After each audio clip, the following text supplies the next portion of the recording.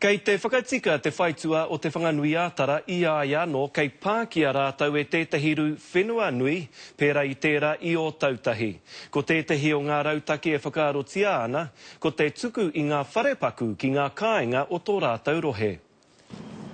Kau he tatari mo te parekura kātahi ka titiro mena kei te rahi ngā wharepaku I nā he kotahi rau mano tāra te uara hei tā Stephanie Cook.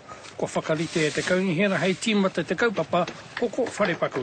Watching the news and reading the reports about the things that people are confronted with after the events and the difficulties that that people have.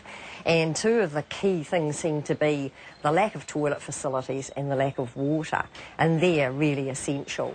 Ko te whakapono a te kaunihera he kaupapa tēnei, hei āwhini te hunga taipake ke pohara me ena kei ringo I te penihana.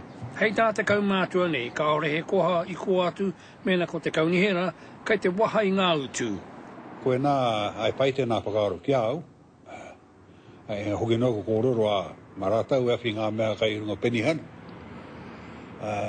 Mea ne rahi te utu ngā taonga nei, a kātira me tautoko mai pē mō ngā wā poto. Kei te kai ngā kua tia tēnei whakaaro, I tahi o ngā marae o roto te whanganui ātara. We talked about it, yeah. But yeah, Portaloos have them on standby. Yeah, last resort, Bear. Yeah. Last resort, yeah. Ko te water tanks, yeah? Water tanks, ui, kei te pai tērā.